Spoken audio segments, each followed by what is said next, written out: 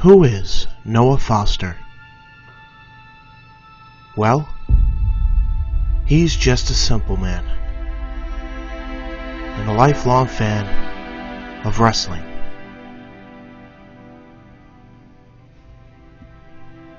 And he is the defender of the art of Cruiserweight wrestling, giving you the latest action in Cruiserweight wrestling. A man who thinks that the Cruiserweights should never, ever be an afterthought. And others have joined his crusade.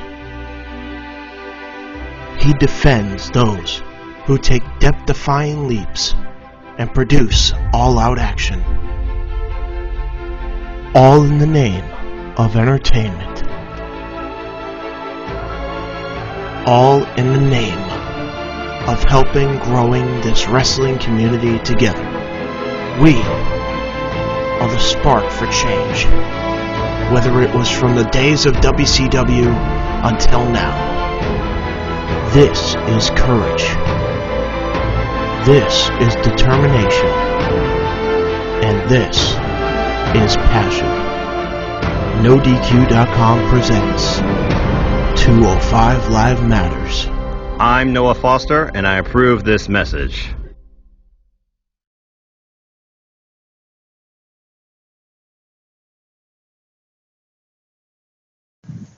Good afternoon, everybody. I'm just a simple churchman, and my name is Noah Foster. And welcome once again to another episode of 205 Live Matters, episode 40. First off, thank you to James Hubert, member of Team IndieDQ, leader of Indie Force for the Wrestling Rundown, for that tremendous narrated caption of my passion and reason why I run this series and will always believe that 205 Live matters as well as Cruiserweight Wrestling. Thank you for that, good sir. Stay tuned, folks. Episode 50, I'm sure we'll do another special from somebody within Team IndieDQ or the 205 Live crew. Mad respect to both Con and James for all they do. Anyway, this week marks really the reset, the rebirth of 205 Live, officially merging itself under the XT brand, and we'll get more into that shortly. But first, allow you, of course, to introduce you to my co-host. We are the Simple Holiday, because he is a family man. He is an astonishing wrestling trivia mind, as well as an overall seer of Cruiserweight Wrestling, then, now, and forever. He recently got into the YouTube community himself. Go check out his channel. He gives you a lot of simple breaks, basically, because that's all his videos are about. Giving you a little break and a little insight in his thoughts on wrestling, then, now, and forever. It's, of course, my good friend here, the holiday, the family man, Mr. Christopher Mace. Chris, how are you? Oh, doing good. It's a beautiful day outside, so I figured I'd just stay outside and we can talk about some wrestling for a little bit. So nice. And folks, don't let the ambient lighting bother you here, okay? It's nice outside. It's nice to change it up once in a while, as long as the audio's coming across. And again, on NoDQ's YouTube channel, we're registered at 360p. You want this in full HD, please follow my silver YouTube channel. But with that, hey, you hear us, you see us, let's go ahead and talk about some Cruiserweight Wrestling. So again, this basically was the first 205 Live after the WWEDraft. What stupid wild card 2.0 bullshit that was. Lord forgive me. But I digress.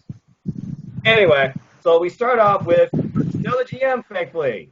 And I'm okay with that. Drake Maverick. Introducing us into the 205 Live brand now that WWEDraft is officially over. And he discusses all the draft picks that impacted the 205 Live roster, which included 205 Live originals since episode 1, Drew Gulak, all the best, good sir. Akira Tozawa, who came in a little later. Up-and-comer in 205 Live, Humberto Carrillo, the Lucha House Party, and Drake Maverick himself. Gulak, Maverick, and Lucha House Party were drafted to Friday Night SmackDown on Fox, while Carrillo and Akira were drafted to Monday Night Raw. Good luck to both of you men. And everybody also, because the main roster, But it looks like Drake Maverick struck a free agent deal where he can still work as the 205 Live GM, which brings us into the philosophy and the idea of 205 Live going forward. He thanks all of them for what they've done for the 205 Live brand, growing into the most exciting hour of television still to this day. And I still agree with that to an extent, especially since NXT is no longer an hour. Anyway, he also said he has struck a deal now with NXT general manager William Regal, and over the coming weeks you will see athletes 205 pounds and under from the NXT roster working full-time under the 205 Live banner, coming after, of course, the NXT Cruiserweight Championship currently held by Lio Rush, who will also be included in this as well. He will be on the brand next week. But basically, he also says that he loves the next man-up mentality level that all the Cruiserweights bring, and he hopes to see the same thing brought by the NXT going forward. So with that, let's just get right into this week's episode of 205 Live. M&A from Indianapolis, our new announcing going forward, two-person booth. It looks like they're sticking with that. Well, you know, Aiden English and Tom Phillips. This I'm okay with. Byron Saxton, all the best in whatever you're doing. He's probably doing a main event with Mickey James. I got no damn clue. And we start off, hey, I'm just calling it like I see it. Main event somehow still exists, and I don't even know how that exists. But don't worry, people. Owen Finch reports those main event shows, so you go check out his channel. He'll tell you what's going on in main event. We have no idea. I'll sum it up for you. He does that one sentence. This show is stupid. And I agree. F every week. Bullshit.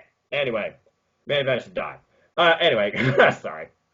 The opening match was, of course, a rivalry still in the making. While Mike Kanellis, which we're going to get into more later, was not part of the show, and his future is undetermined.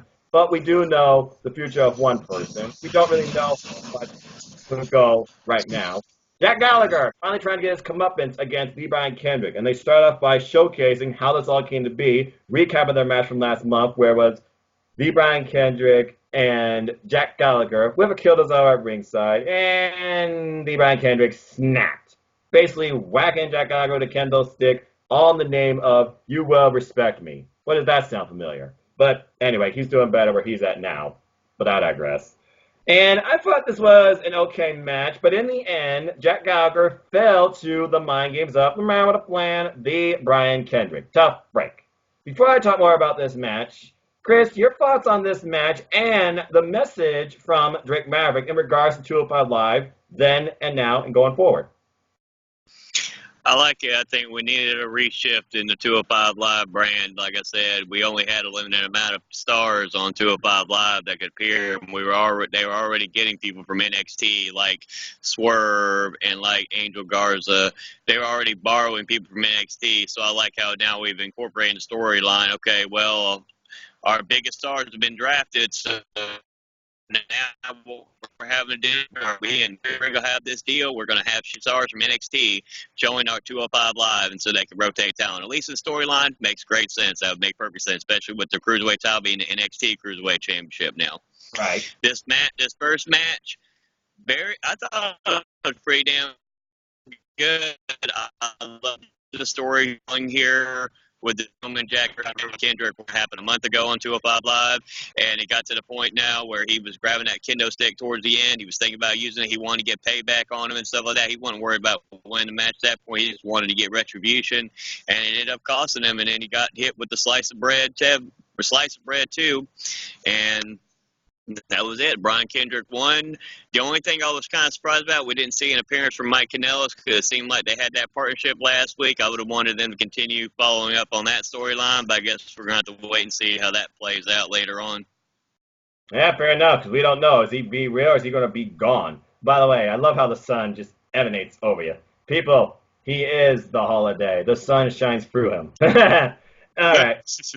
Yeah, that's the case. We're like, I can't see you. Yeah, the sun's literally over your head. He's a good-hearted man. You can tell. Well. It's not Halo. Deal with it. Anyway, yeah, I thought this was a pretty good match. I mean, it didn't even start off as a match. Jack Gallagher, he seemed all normal and stuff like that. By the way, I love the new SmackDown set with the 205 Live colors. Really works well. This set's so much better than Raw, but I digress. Anyway, they had a good match. Pre-match attack, though. Jack Gallagher goes right at the Brian Kendrick. He even pulls out a kendo stick, it seems. But the Brian Kendrick capitalized, and again, the bell never rang, so no disqualification. Following this, they had a nice exchange in the ring. A domino stretch for a while, the Brian Kendrick in control. Jack Gallagher, he comes back with a little bit of fury, including but not limited to trying to go for the Mankillian headbutt. Didn't stick it, but he did hit the gentleman's drop kick. But frustration set in. He saw the kendo stick. He wanted to get his vengeance, but Jack Gallagher has not been on a strong streak lately. He really needed the win here. But unfortunately, bitterness and anger got the best of him, or the Brian Kendrick, for example, because he was bringing a kendo stick in, the ref trying to stop him from using it. I will disqualify you. Jack Gallagher seemed hesitant at first. Again, is he heel? Is he face? Does the heelish theme? Nobody knows the direction that's going. But basically, it led to, the Divine Kennedy taking the advantage, getting rid of the candlestick, and drop toe hold into the turnbuckles, slice bread, 1, 2, 3, and Divine Kennedy with a subtle relief smile, and, does his arm thing, and then gets out of the ring. Jack Gallagher looks despondent. Jack Gallagher needs to do something. Divine Kennedy trying to prove a point that you will respect me, and I deserve a shot at the NXT Cruiserweight Championship. Now newly named, now under Leo Rush. We'll see if Divine Kennedy puts his name in the hat. Drake Maverick's watching. Okay. Following that, as you did speak about some of the athletes we might see going forward more often now, they highlighted a video package for Angel Gaza, showing off how many pairs of pants you can expect him to rip off, because that is one of his trademarks. And also, he's a very dynamic, charismatic athlete in the ring, third generation, one of the highlight members of the Garza family, though not begins to say he's the best up-and-comer, and the cousin of Humberto Carrillo, who's now on Monday Night Raw, where those two just came up a great one-on-one, mutual respect bout among the family. We'll see what Angel Garza brings. Expect him to come soon. Then comes the most ridiculous portion of the show. Ladies and gentlemen, please welcome the first draft picks in the WWE Bollywood Draft. What the hell, the WWE Bollywood Draft? The Singh brothers. I was confused, too. Okay, who else would fall into that category? Jinder Mahal? What? What is this bullcrap? And Tom Phillips just seems so high on the Singh brothers, being like, hey, they're the best, they're the number one. Just because you're the only one does not make you the best. It technically also makes you the worst. You had no competition, but Tom's just illustrating, well, now they're the best team on 205 since Lucha House Party's now on SmackDown because there's no teams yet. There's logic in that because he is the only one, but give me a break, man. Speaking like Gene Oakland. Are you kidding me? And this was an enhancement match, basically. Welcome the Singh brothers back to 205 Live. More showing their character than athleticism, but they got some good moves in, too. Even the jobbers, Justin Alexander and Justin Maros, might as well call them the Justins. Good grief. Basically, they got a few shots in. They even did the bully dance. But in the end, Tom puts over the Singh brothers. I keep calling them the Bollywood boys for some reason. Maybe they should be called that. And we get lights, camera, Bollywood action, spinning heel kicks, dual super kicks. Who do you think you are, the Young Bucks? And basically, their finisher now known as Bollywood Blast with the big elbow over the backbreaker for the 1, 2, 3, and they dance galore in and out of the ring in front of Tom Phillips, who is ecstatic, and Andy is just like, okay, good, you gotta win, but come on, all this time you've been spending in this composed Bollywood studio, you're gonna need to do a lot more than that. You're calling yourself the best tag team right now when there's no new tag teams established. And truth be told, they were on episode 1, so I give them credit for that. And this was also a showcase about the Cruiserweights that have been on 205 Live since episode 1, and still are. Jack Gallagher, Levi Kendrick, and yes, the Singh brothers even, because they were in the very first tag match ever in 205 Live on episode 1 against Gulak and Nice. But, hey, the Singh brothers seem to be having fun. They're demonstrating a lot of character, which, of course, WWE is always very fond of. And they showed off some good action. We'll see what's next for them. Do you have any further thoughts on this entire match and segment? And the Singh brothers in general? Like I said, the Singh brothers, as silly as they can be, at least they're entertaining, what they're doing and everything. Now let's cheer. You want to say you number one, you're the best right now? Let's see them go up against Lorcan and Birch. That's what I want to see them go up against now. Let's see how you do against them boys in a tag match. Like I said, you're going to beat Jobber Team. That's fine, but let's see if you go up against a real team. We've seen Lorcan and Birch. They got 2 victories on 205 Live as a tag team. They're undefeated as a tag team on there. Let's see you go up against them. And then if you can beat them, then you can claim that you're best. Because like I said, Lorcan and Birch pretty much the only consistent tag team as of late on 205 Live now. Yeah. And NXT. Keep in mind, these people are going to be working between both brands now, but some people from NXT are going to be working full-time in 205 Live. That means you might see them every week. But before we get more into that, let's go into NXT, where they talk about the new NXT Cruiserweight Champion returning to the 205 Live brand next week, Leo Rush. He feels amazing. Now he's the leader of the Cruiserweights. He's basically the best Cruiserweight right now in all WWE because he is the NXT Cruiserweight Champion. He returns to 205 Live next week, and with the Cruiserweight division wide open, who knows what's going to happen. But then we get into our main event, and this is where 205 Live still seems to kill it practically every week. They did it again. Yes.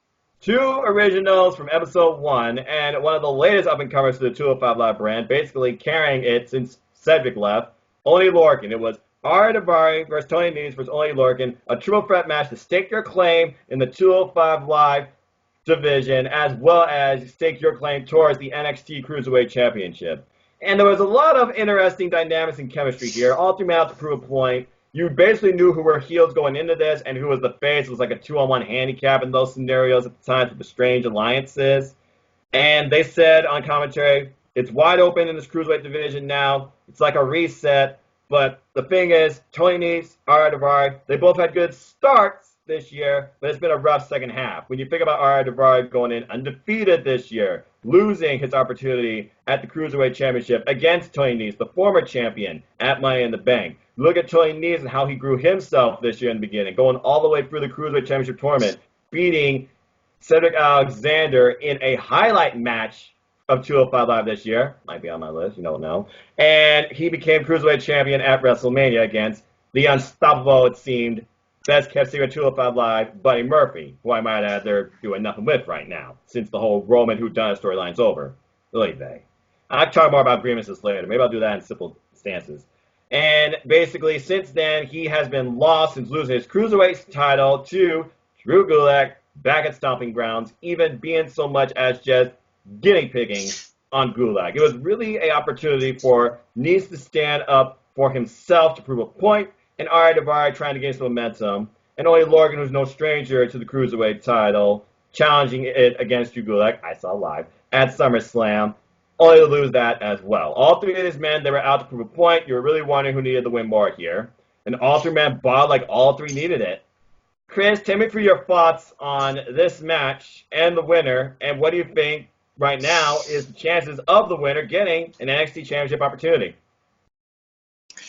This match was amazing. I've had to watch it back 3 times because I thought this match was that damn good. Well, since I'm in the shuffle with stuff, But this match was definitely the best way to do a triple threat match. Like I said, there was storytelling involved. You got to one point where, you got Daivari trying to talk to Tony. Come on, now, you got to take him down. Come on, get him. They're working together. You didn't know what was going on because, Nese still seemed like, without Gulak, he was like, okay, what am I, you didn't know for sure at first. Was he going to be more towards like a baby face again? Was he going to be more towards a heel? And I like this side of Tony Nese, like this more aggressive side with him and stuff. I like that in the storytelling here. And Lorcan is pretty much, he can have great matches. And like I said, I think this is one of his best matches since he had the match with Cedric Alexander. Because, like I said, he had storytelling. It wasn't where he had an incredible match 5 days prior and he wasn't selling any injuries or anything like that. He was doing really good. And Daivari as a heel, I was very damn impressed with this match. Tony Nese winning was the right decision because now I really am ready to see Lio Rush versus Tony Nese. I'm really actually intrigued by that matchup and the difference. And let's see what happens with that because that can continue to Tony Nese trying to build his way back up to getting that Cruiserweight Championship again. And now that Lio Rush has it, it's not Gulak. It's somebody different for him to fight. And I'm ready to see it again. I'm ready to see if Tony Nese can once again be on top of the mountain or could Lio Rush and prove to everybody that this wasn't a fluke, that he just didn't have a couple of great matches, that he can be the consistent Cruiserweight champion that brand deserves. All right, fair enough. So, with that being said, Tony Nese, it seemed like he was also back to his old shtick, proving why he is the premier athlete. I haven't done this for a while. He counted all 8 of the packs, giving you 8 reasons why I am the premier athlete and deserve to be the NXT Cruiserweight champion. And we get right into the match, and, jeez, this went all over. It mostly seemed like a handicap match at first, as Ari Daivari and Tony Nese, who know each other very well, especially being led under Drew Gulak for a period of time, and also being original since episode 1. Keep that in mind. They basically interchangeably tag-teamed in and out against Only Lorcan, to the point, beat down, one's lounging, the other one follows suit, Control-C, Control-V, aha! And basically, Oni, he gets some momentum back when he clotheslines both men after it looked like they were going for a tag team maneuver. And then we get some tandem teamwork for a while still. Arya, though, he tries to roll up Nice. This is the first little moment in the match. Like, what are you doing? What are you doing? And meant for himself, man. And meant for himself. Which led to a weird moment. You can tell right now that Arya Daivari was definitely enlisting the heat from the crowd, proving why he is a heel. Further character development, bringing the crowd into the match. Good job, Arya Daivari. And basically, at one point, Nice and Oni were working together over Arya Daivari. And then Oni basically, he and Nice were duking it out for a moment. He goes for a suicide dive, gets caught by Nice, kick up on the apron. Not a bad move. We get a wrestle for a while, kind of like a reset to the match. And then Daivari, he comes in on nowhere. Wicked reverse DDT. Ouch. Only Lorcan, though, he unleashes fury. By the way, as soon as Only Lorcan comes in the ring, he's already channeling, like, the sun, kind of like over your head, or a spirit bomb, basically. Shout out to those that like DBZ. Yes, I used to watch cartoons. Yep, Dragon Ball. All right, Spirit Bomb, let's go. Yeah, bring the power of the sun down, as they were saying. And he goes on uppercut speed for a while, only for Nice and Daivari basically working against Oni again, getting the heat from the crowd. Daivari is. While they work over Oni, just really like, hey, you want to come in here and do something? You got something to say it in my face. You can't do anything. You slobs are out there sitting in the seats. You can't do a damn thing. You got boos galore. Good job, Daivari. Then they did a suspended vertical suplex, I think for a good near 10 seconds on Only Lorcan, all the blood rushing to his head. Yeesh. And then solo high five. And then Daivari turns on Nice. Go figure. Why would you even trust Daivari for 5 seconds, let alone a second, as Tom Thubs puts over? Daivari's in it for himself. But then following that, Daivari and Oni, they're working over on each other. And Oni, he comes back and unleashes fury. Literally reckless abandonment. And I agree how they put it. Launching himself off the middle rope. Then launching himself off the top rope. Then launching himself off the freaking post. On the both men to the floor. What the hell's wrong with you, you Boston brawling fool? Anyway, following this, he brings both men in the ring. He channels fury. He claps. He gets the crowd into it. He points at both men, goes after them in the corners, does that crazy yell, and literally runs at them with hip attacks, running attacks, gets a double blockbuster pulled off on both men, goes for a pin on both, still not enough. Nice then, he gets hanged out, and then we get springboard moonsault by Tony Nese, one of his staples here. And then we get Daivari breaking it up, literally leaping over the ref, same in the match.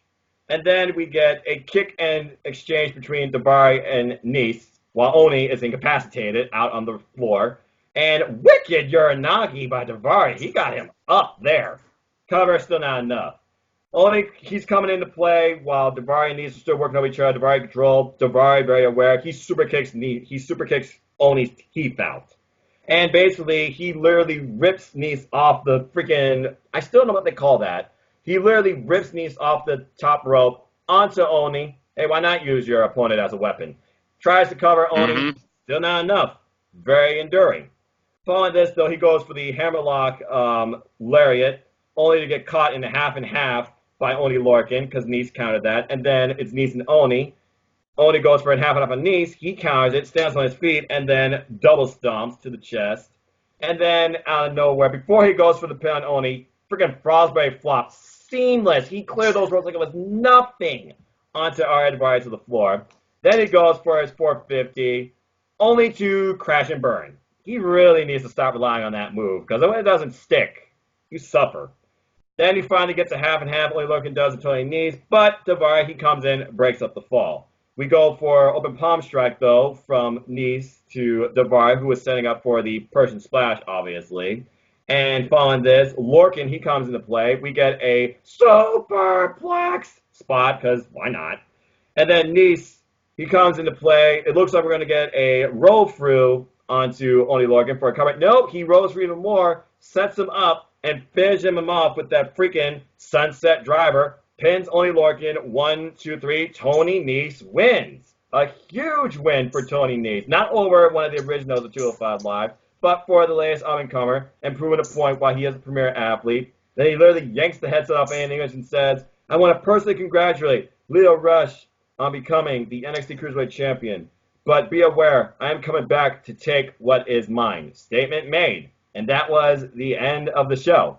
So again, a stellar main event. showcasing all three of these men, how hungry they wanted the opportunity to prove I am worthy of championship contention. And Tony Nese, who we don't know where he stands, trying to find himself, looks like he's back to his original roots, premier athlete, wanting to lead the Cruiserweight division. Now, whether he's doing it for the people or himself, that's hard to say. I think it's more for himself. And as far as Oney Lorcan and Ari Daivari goes, they feuded before. Hey, the line's perfect on your head now. They feuded before. It wouldn't surprise me to see these two go one-on-one again. But I thought it was a very stellar match, and I'm looking forward to whether it kicks off next week in NXT or kicks off officially on next week's Friday's 205 Live. Because guess what, folks? It's here to stay. Suck it, haters. Yep. Anyway, so that was this week's episode of 205 Live. Let's go ahead and do as we always do and rate this week's episode.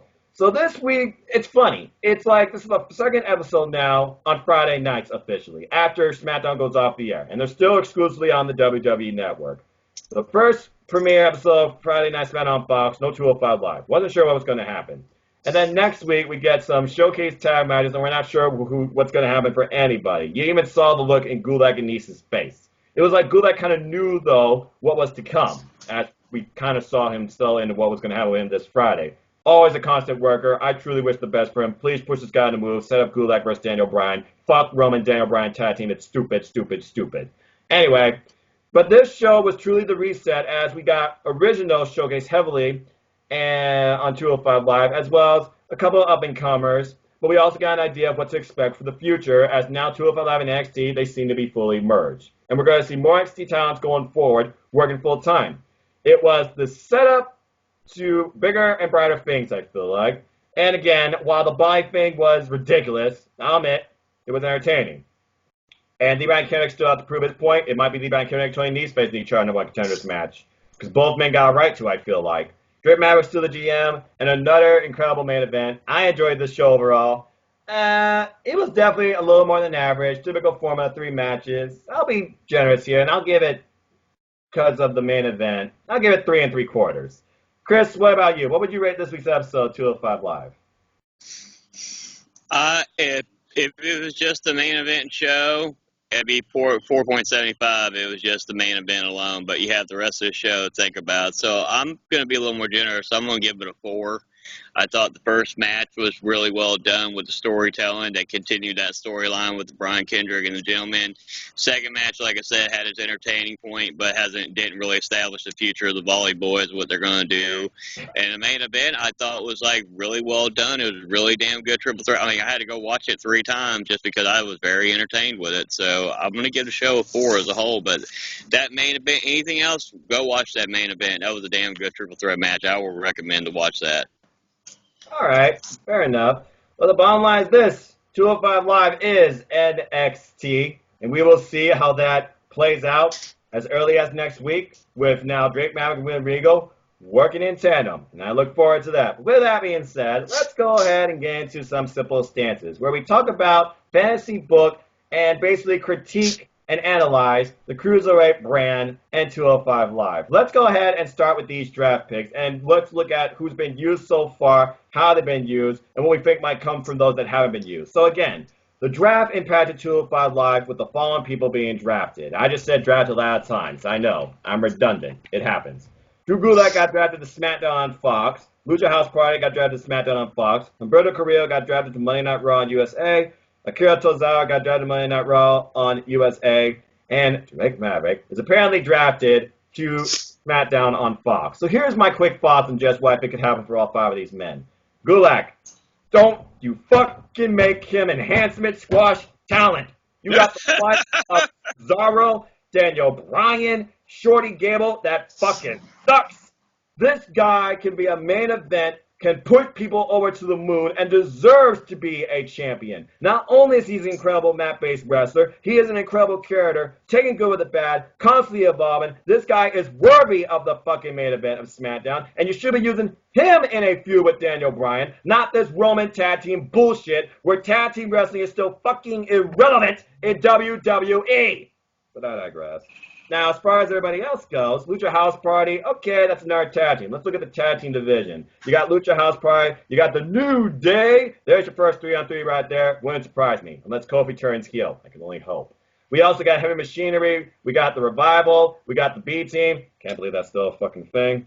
And I think they got a big tag team roster. The current champs of the Revival got a lot of competition. But don't treat the Revival and Lucha House Party like you did on Monday Night Raw with ridiculous stipulations. You want to be more sports-oriented, make it seem like athletic competition. Make me care about tag team wrestling again. Because as far as I'm concerned, the only tag team wrestling that matters, and I'm going to hit a black note on, I'm going to hit a audience on this, AEW.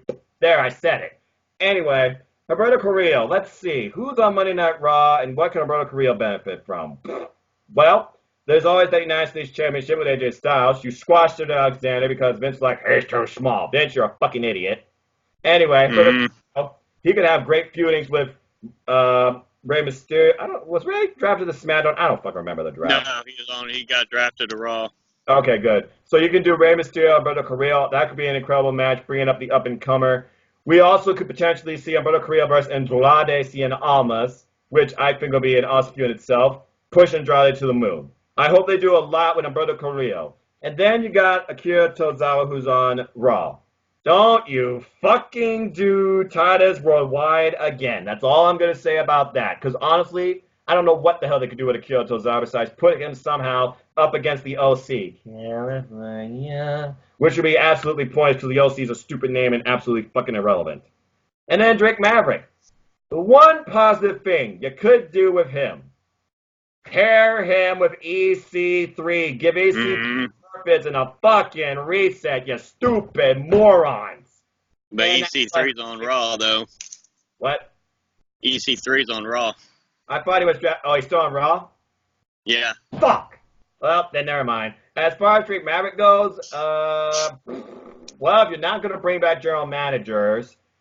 I honestly don't know what you can do with this guy, because Drake Maverick can wrestle, but he's better in a manager role. He proved it at 205 Live GM. By the way, a little bit of a notice. You know we have not seen since this draft the 24/7 title at all. I'm so freaking happy about that. I hope it is fucking retired. Especially because I guess Carmella and R-Truth had a fallout. All the best to both of them. Anyway, as far as Maverick goes, he's the only unknown I can't figure out right now to do something with. And... sorry, not sorry for the rants and how I feel about the main roster. But even you have to agree at the Hell in a Cell, the main roster still sucks, and the future is not looking promising if you're still going to have blood money and turn the W title into MMA. There, I said it. Fuck you haters. Anyway, I feel good now. Chris, what is your thoughts on all the draft picks? You feel better now. I feel fine. Everything's fine. Anyway... what is your thoughts on all the draft picks made from the 205 Live roster, and what do you see happening potentially for all of them that could be in their best interest? You got 5. Oh, Drake Maverick might be getting lost in the shuffle there if he's like he'll still be the general manager of 205 Live, but that he may be on his role maybe just simple as he's trying to scout out new talent on SmackDown and maybe join 205 Live. That may be the only thing I could think of. Humberto. That's a real shame. I think, like I said, I wanted him to get pushed to the moon and slow burn all the way to WrestleMania to win the Cruiserweight Championship. With him being on Raw, that's going to just blow that opportunity out of the water. I hope they know what they're doing with him on that brand. Akira Tozawa, he's already been on Raw. I don't have any faith in what they're going to do with Akira Tozawa. What a talent they got, and they're not going to know what the hell to do with him on Raw. Lucha House, about to call them Lucha Brothers. Lucha House Party. I was thinking of another promotion we're not talking about now. So, Lucha House Brothers. Oh, my God. I just butchered that. We already know who they are since we're talking about AEW. Well, you brought up AEW and made me think about it for a second. Anyway, so Lucha House Party, my bad. Hey, I watch all forms of wrestling, everything on wrestling. So, sometimes it gets confusing. So, anyways, they've already been on Raw and SmackDown before. They're pretty much, hopefully, like I said, maybe they do end up breaking them up and having Lince Dorado, who started shining on his own the last few single matches he had. That was very impressive. So, like I said, I was hoping they would maybe continue to do that storyline on SmackDown. Do not do any crap like he did when Lars Sullivan was there before he got injured of having a 3-on-1 match. Don't do any of that crap. That serves no purpose for any of them. I'm hoping the one they push the most is Humberto, and I hope they do something with him. Just do not do what you did with Cedric Alexander and AJ Styles with that U.S. title. goes BS both those matches they had. Even the second one was a little bit better because it was a little longer. Still didn't help anything. So. Well, we both know the mid-card titles are irrelevant in WWE. Let's just state the facts. The IC and the US title, they haven't mattered since John Cena had the open challenge, and the last IC champ that mattered was Kevin Owens and Dean Ambrose. John Moxley, AEW. Anyway, as far as Humberto Carrillo goes, let me further your point on that. Who do you think Humberto Carrillo should feud with first? God, Lord. I would have said AJ Styles for the U.S. title. I would say he comes out there, they have a match. AJ Styles pretty much just has a match. He wants to show. He challenges anybody from the just got drafted over. He challenges anybody from the back to a match. Humberto comes out. He gets a victory. Like he just squeaks by a victory, like an upset victory, maybe a fruit roll-up or something along the lines where he squeaks by a victory, get a non-title match, and then they can build up a feud that way. That's what I would do with him. Establish him as you've already had him established as a strong competitor on 205 Live. Let's keep him established as a strong competitor, and then let's pull the trigger. AJ Styles was a great U.S. champion. He's a phenomenal wrestler. That's why he's called the phenomenal one. But at some point, use AJ Styles as he's getting closer to winding down his career as well. Let's start using him to elevate these younger stars. You missed the boat with Cedric Alexander. Let's do it with Humberto. Humberto's got a lot of upside to him, so let's do it with Humberto. True, and there's a lot of smaller competitors that Humberto Carrillo can test his skills out with too. One match we haven't seen yet between these two. I want to see Humberto Carrillo versus Ricochet. Or like you said, Andrade, Cien. We still call them by their last names, y'all. Yeah, we care about last names. Fuck Vince is a short-term memory. Anyway, I would love be a good feud, though. Yeah, it would be. Do some with Andrade. You have wasted the guy. Jeez. As far as Drew Gulak goes, who do you want to see him go up against first? I want to see it. I hope the scenario happens where they set up Daniel Bryan versus Nakamura for the IC title. Let Daniel Bryan win the IC title, take it off Nakamura, and then let's build Gulak up and let's have an Intercontinental Championship feud with Daniel Bryan as champion versus Drew Gulak, and let Drew Gulak get a big win over Daniel Bryan, become the new Intercontinental Champion. Because I believe if Drew Gulak can get a hold of that Intercontinental Championship, he can make that title mean something again. There are certain wrestlers that if they have that title, it actually means something you want to pay attention to. Daniel Bryan will be one of them, but him putting over Drew Gulak as well would also not only elevate Drew Gulak, but would also establish him as the future of the wrestling in SmackDown. And so that's what I would want to see happen with them doing. Not what they did on SmackDown with the I like the PowerPoint presentations sometimes, but he's got a more serious character. Let's not go back to what didn't work before. Let's keep him where he was at 205 Live before you put him on SmackDown. And let's not use him for blood money encouragement. All right, Jesus. Yeah. I just thought something though with Drake Maverick. Now this is just a wild scenario. Let's face it, Miz's face. I fucking hate it. He's better. There, I said it. He's better as a heel. He was a multiple-time Intercontinental Champion. He had his feud with Nakamura. So if you do put it on a face Daniel Bryan, if you're not going to use Gulak towards the IC title, I would put Miz towards the IC title as heel. But somehow you work a way to put Drake Maverick into the fold with him, because Drake Maverick is already a great speaker, but The Miz, he owns himself on the mic, and he can kind of do what he did with the Miztourage. And honestly, I'd rather see Miztourage than the B-Team. He and Maverick could be a very dynamic duo, with Maverick being the scrappy little guy that's also kind of a manager, but also can kind of do the run-ins for The Miz. So I feel like Maverick's position is best in some sort of support role rather than in-ring competitor. He can wrestle, but they're not going to do a damn thing with him as a wrestler. Let's just face facts. Because wrestling doesn't matter, sports do, and sports and wrestling can't collide in WWE because Vince hates wrestling and hates the term wrestling. He is simply a promoter there to bring in a lot of money. I get it's a business, but some of these people actually care about wrestling and how they're showcased and don't want to hate their lives or try and do drugs and do whatever they can to get out of their contract, and they don't want to be held up either. Just saying. I wonder how much EC3 regrets life right now, too, and how many people are actually pissed off at this draft thing, knowing this draft was a complete hoax. Welcome to Wildcard Rule 2.0, people. It is good shit. Fuck you, Vince. Mm-hmm. All right. Ugh, I got enough anger out of me. Okay, so So let's get let's you talk in a about better mood. My simple stance then. yeah. What is your simple stance? What do you want to talk about? Okay, so we've already established in the past that Roderick Strong's been on 205 Live, right? Yes. We've established that before. We also established that the NXT Cruiserweight Championship is part of NXT and it's part of 205 Live. We've established that with Leo Rush now being the champion, branding it NXT. Could we see the possibility, since Roderick Strong did compete in 205 Live and he is under the 205 limit, technically is what they're saying, Right. could we see him actually defend that NXT North American Championship in a match on 205 Live against the 205 Live competitor? I would. I would I love the would vehicle stop driving by too, thanks. But it gave me a moment to pause my thoughts.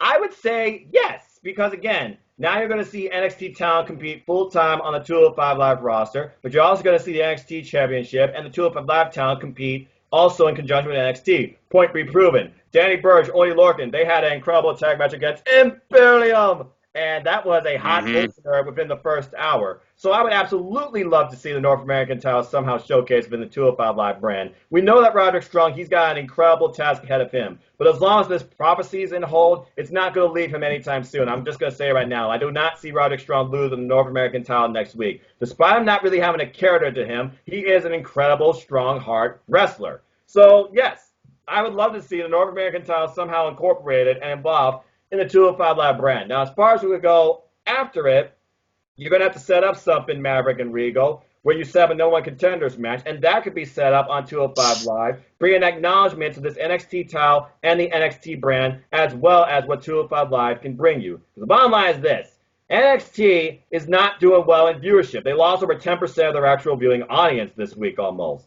They need to find other avenues and increase their outreach, okay? And obviously Triple H wants to keep it in full so because he cares about the people that started it from the game, been with him since the beginning. But truth be told, as long as you have the WWE in front of it, Vince could be like, we're going to move it out of Full Sail. And it wouldn't surprise me that happens early next year. But as far as your question goes for right now in the short run, yes, I would like to see the North American title incorporated in 205 Live. As far as your first match setup, Strong as a heel, you need a prominent face.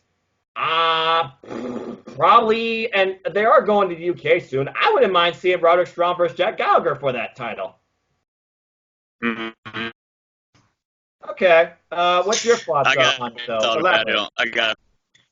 I would want to see Roderick Strong go over there and since he's been on the brand for, and let him talk about how he's the best and everything like that. And he's come over there and let them set up a North American Championship match. Let him have some kind of feud, whether it's somebody like Oney Lorcan. You already know history before. I would say let's set up something with Oney Lorcan. He comes out there, so Oney Lorcan's demanding a title match. They start getting into a little rivalry there, and then they culminate this rivalry and this feud with them two having a match for that North American Championship. But instead, he doesn't want Undisputed Era interfering or anything like that. So he's going to say, all right, well, I've tried to fight you on NXT. You keep having your boys interfere. I said, why don't we do it on where I go from? Let's go ahead and go to 205 Live, and let's go ahead and have that match there, and then you can have the title match there. And then have Roderick Strong get the clean win. Like I said, let Lorcan have a great showcase against him, but let Roderick Strong ultimately by himself retain the North American Championship. That's what I would do. The Brawler versus the man with strongholds. Yep. And the Messiah the Backbreaker. I like it. Yeah, Oney Lorcan and Roderick Strong, it would make perfect sense because we don't know what's next for Oney Lorcan, especially since he ate the fall. But again, he still competes in NXT right now as a tag team. And NXT needs to build and elevate their tag team division and bring some of those tag teams under the 205 Live brand to shut the Bollywood boy. Damn it! To shut the Singh brothers up. I'm just calling them Bollywood boys from now on. Fuck it. Anyway, yeah, I can see that happening. That's another potential there too. But I was more along the lines figured of, okay, you also showcase this in the UK as well because you also have they say like it's there, but it's not. You have NXT UK, which is also on the NXT banner. And we're seeing firsthand NXT UK talent competing. However, there's some talent that literally just wants to stay within the UK and compete there. Walter especially. Walter just wants to compete in his home. He loves his home. Simple as that. That's probably why he wasn't on NXT this week, per se. And I could honestly see them doing something like that where they incorporate an NXT UK talent going after Roderick Strong from the North American title, which is why I went with a current talent, Jack Gallagher. If you don't do that, maybe Danny Burch, maybe introduce a new name like, I don't know, Kenny Williams, the Lucky End. I still think he needs something. And as far as Noam Dar goes, if he's still doing this thing against British Strong style against Trent Seven, we know what he's doing. But yeah, I definitely can see a North American title match or challenge made at least on 205 Live. And I would love to see that. In fact, since you're not going to bring tag team titles, let's just take a step further. You're not going to bring tag titles in the 205 Live because they just don't have the division there. But you got at least one team. Try and build up the tag teams between both brands. Make some incoherent tag teams. Bring the Dusty Cup back and demonstrate it on not only NXT but 205 Live. That'll bring notoriety to both brands as well and also elevate those NXT tag titles. Because Bobby Fish and Kyle O'Reilly, they're technically out of the way too. But say they had an opportunity when they had Flash Morgan Webster and his partner, and they had them as the NXT UK Tag Champions. They're both under 205 Live. They could have easily brought them maybe as a showcase if they were still the champions. Which, spoiler alert, they're not. Gallus won. I was happy about that. Yeah. But the point is, if they had been gone to the UK here, they could have actually had an NXT UK title match with them on the 205 Live show because they're both under 205. That would have made sense for them to have an NXT UK tag title match as well on the brand. But my interesting point I'm thinking of, too, we got the show coming in the UK soon. I'm kind of wondering if would that be the time where we possibly would get, and what would your thoughts be on this, where we get a match of Leo Rush versus Ian I'm going to say his name wrong. I always think of Drago from Rocky IV, and everybody knows that from the Tea Party. But Dragunov for the Cruiserweight Championship, and somehow Dragunov is able to be the one to defeat Leo Rush for the Cruiserweight Championship and bring it to NXT UK while they're in the UK. The fact that Cesaro endorsed Eli Dragunov, okay, that's just something right there. Definitely a possibility. I could see that happening, but I sense that there's one person that will deny that because I sense he's trying to bring him under Imperium. You know exactly what I'm talking about. I sense Alexander Wolf would cost him that opportunity. Yep. But I would love to see that match, again, because you're showcasing the Cruiserweight title, you're showcasing NXT UK talent, but you're building potential rivalries here and also storylines. And again, Eli Dragunov, he could compete under 205 Live. It's an entire possibility. So, again, with NXT and 205 Live, and the fact they're also going over the UK soon because they do that like twice a year, they could do a simply competition type showcase.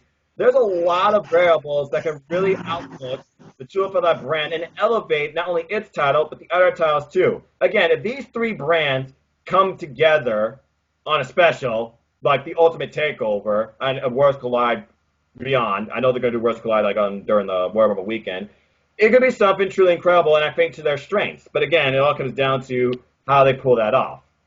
But with that being said, let's go ahead and talk about one person that we don't know if he's going to be part of it. Mike Kanellis.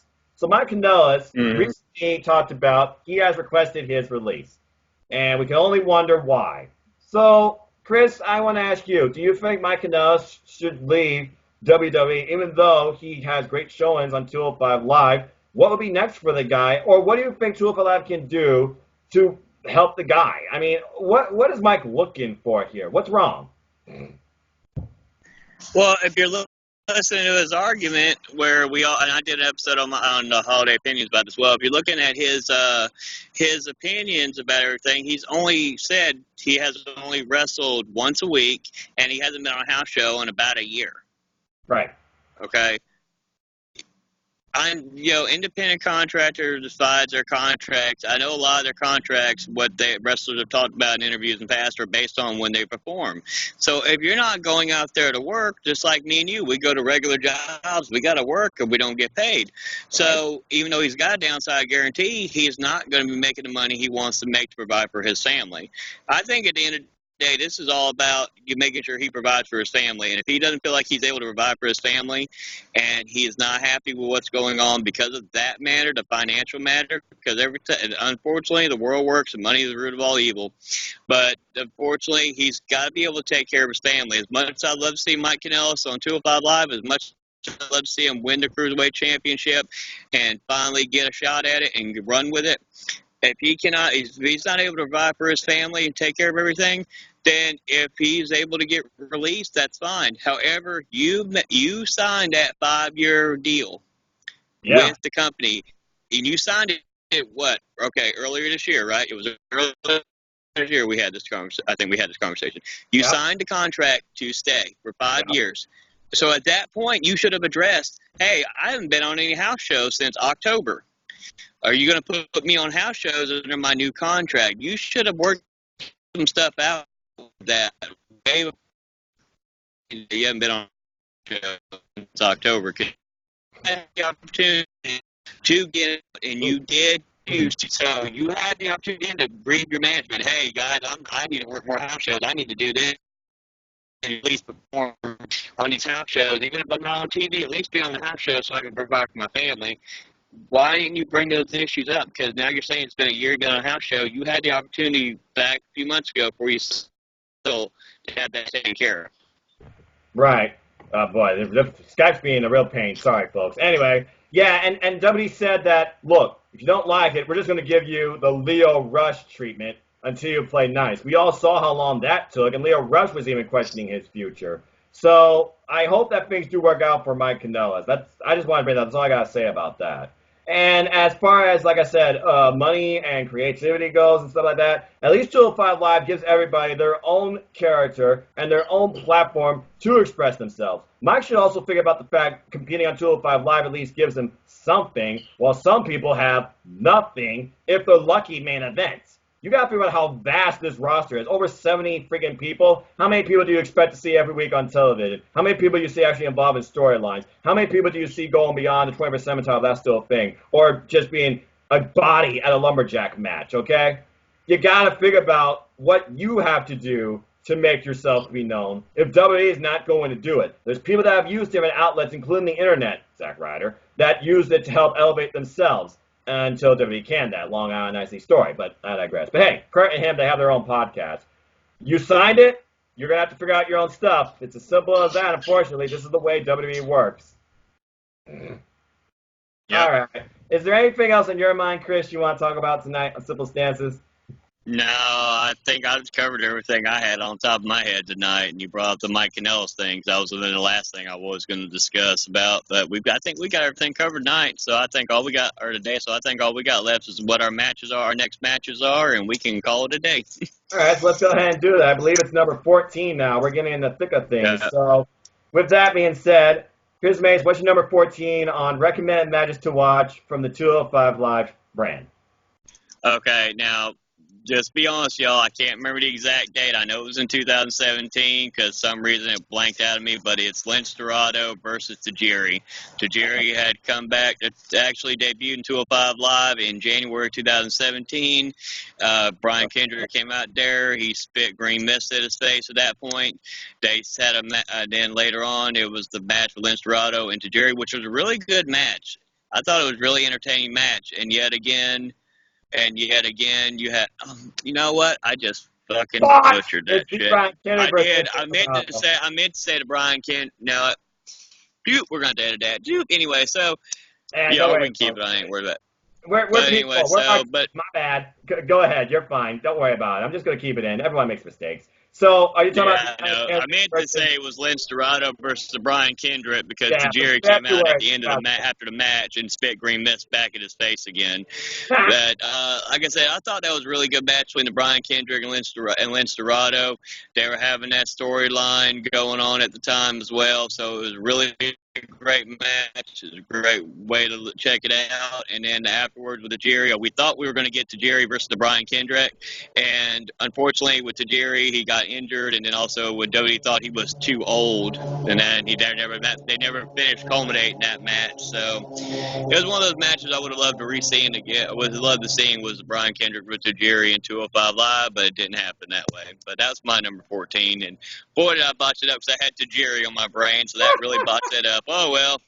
What are you gonna do? We're only human after all. Okay, so as you all know, I went a lot in chronological because this is the first time in my life I've ever made a list on anything. Jericho beat me to it. Anyway, so I think about all the cruiserweights. I look at everybody as a single person. Though many of these people have been in random best fellow tag teams or tag team factions since episode 1 or some point later, or 6-man showcases that have close rivalries. This is not one of them, though. This is a simple one-on-one feud that stems from the opportunist taking an opportunity and somebody who's trying to get rid of the stink of his only Cruiserweight title reign after he tried to go through this tournament and still lost. Thanks, Maria.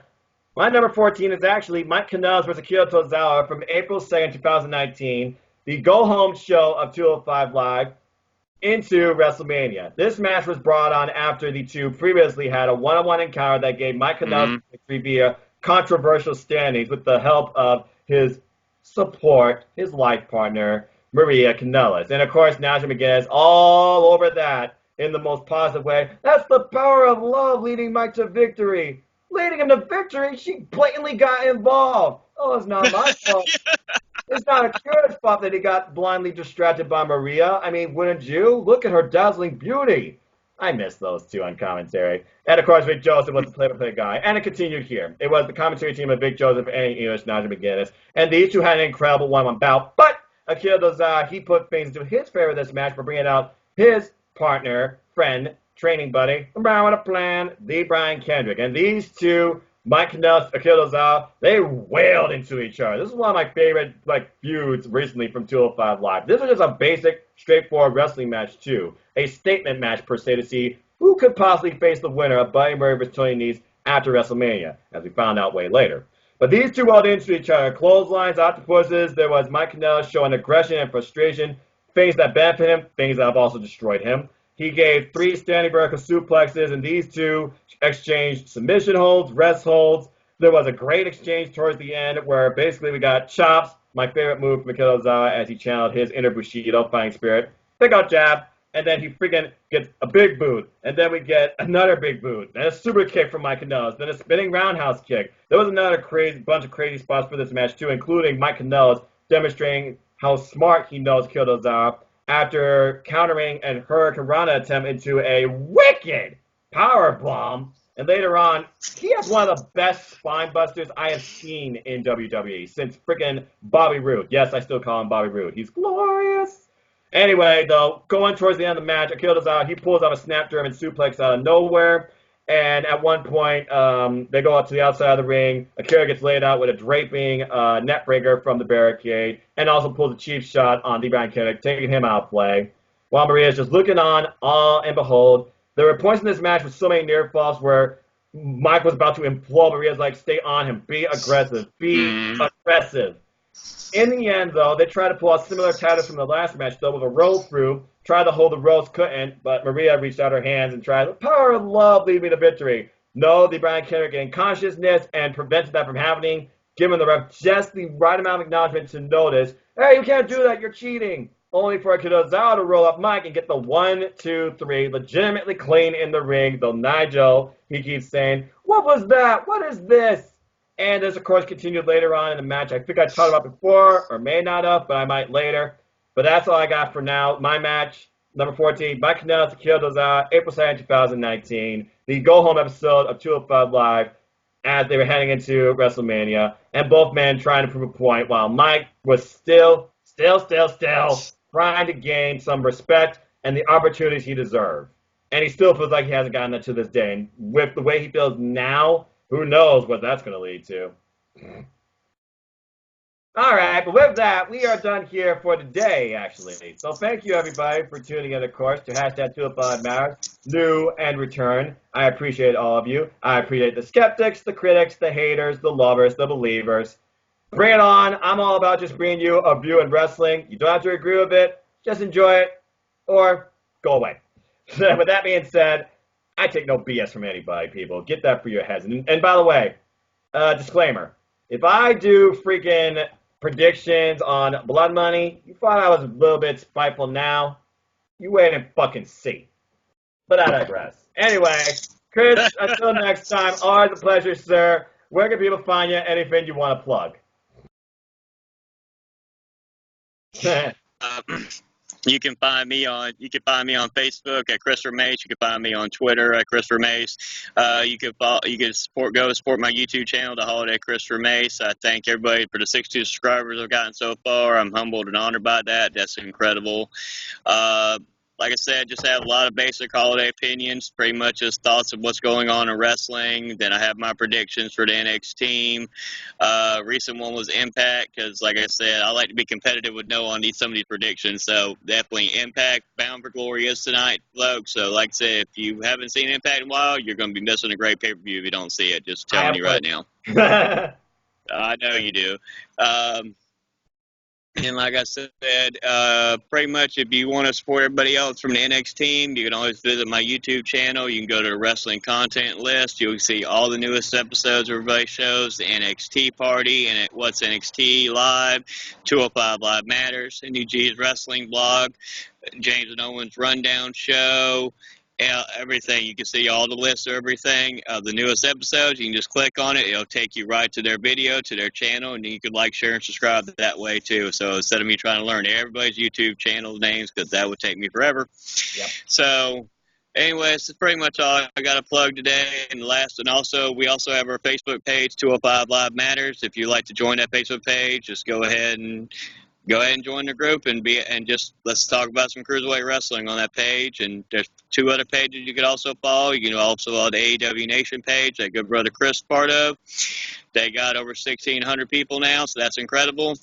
And then you can also follow Armbar, capital ARMBAR, exclamation point. They got 88 right now, but like I said, they got 88 members that are active and always talk about wrestling. So if you're not active, poof, they're going to kick you out. So you got to be active in that group. And you can't be a Brock Lesnar. Yes, don't be a Brock Lesnar. I don't want to say be a Roman Reigns either. That wouldn't probably sound right. But anyway, so like I said, that's all I got to plug today. It's been entertaining being outside. Maybe I should not do these outside so much anymore.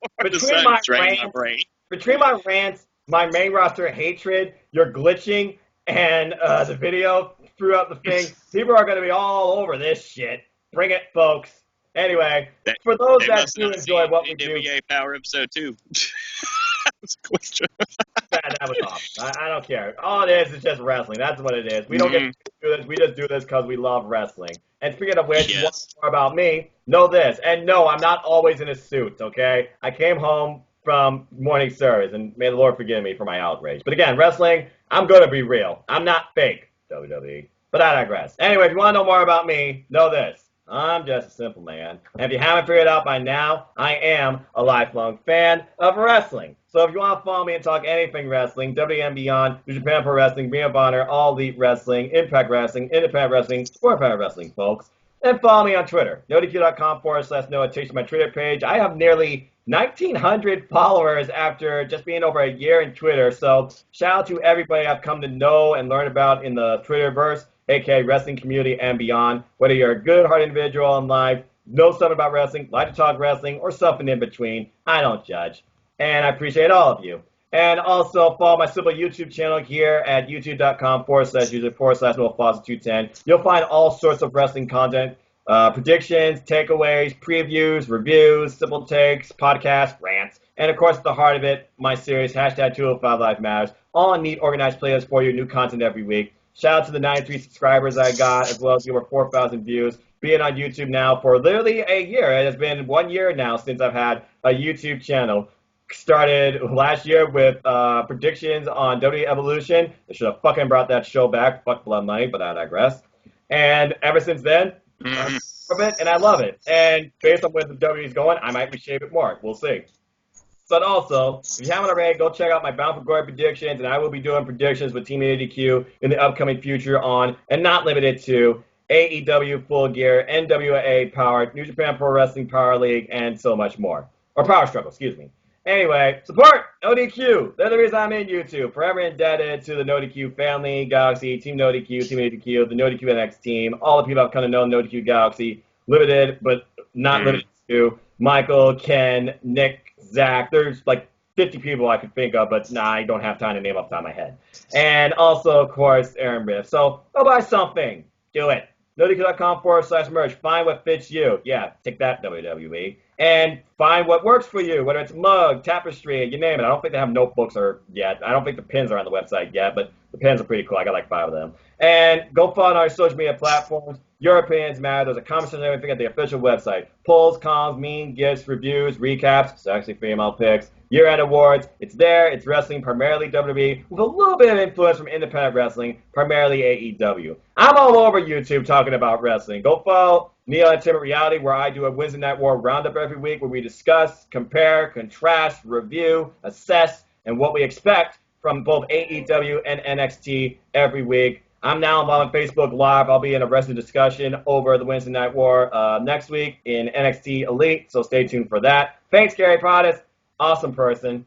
And as always, I'd like to close. Yeah, thanks, Gary, for letting me be on the show, too, by the way. I forgot. I wanted to do shout out to him because he's going to be, hopefully, next couple of weeks doing a holiday break episode with me, so I can't wait for that. So yeah, I've been on your stuff. I've been with Cindy, good brother Chris. I've been with Colin, Stephen, Jerry. Heck, I remember the first time I was even in a freaking NoDQ video was a panel on pay-per-views, the then and the now, with Aaron Virtue. Shout out to the Garfunkel to my Simon. And basically, what was the other one? Oh, Chris Cass, who's always busy. Anyway, as always, I like to close. Support your wrestling house, big and small, and let's keep growing this incredible, diverse, unique, elite, vocal, real wrestling community together. Simple as that. With that, we are officially done here. Thank you so much for tuning in for the first time or continuing. Like, share, subscribe, comment, tell a friend, hit that bell to know when the next video is going to go live, either on NoDQ's channel or my channel. And also, just tell your friends, go enjoy some wrestling, go talk about wrestling, go find something to rant about in wrestling. Just make wrestling your own and have fun with it. And until next time, enjoy life, take care of your family. Tomorrow's never guaranteed. Treasure the moments you have. Look at the good. Don't live for the bad. Don't let the bad control you or define you. And until the next video, from the Holiday Chris Mace and the Simple Man here, Noah Foster, styling and profiling. Actually, this suit's only $60. I got a cheaper suit than CM Punk. I hope you all, far and wide, outside YouTube and ODQ and beyond and within, have a wonderful day. have a good one, y'all. And remember, and I take this to the grave, 205 Live, more than ever, matters. Always. Indeed. I feel like Funaki would agree with me. SmackDown's #1. Bye, everybody.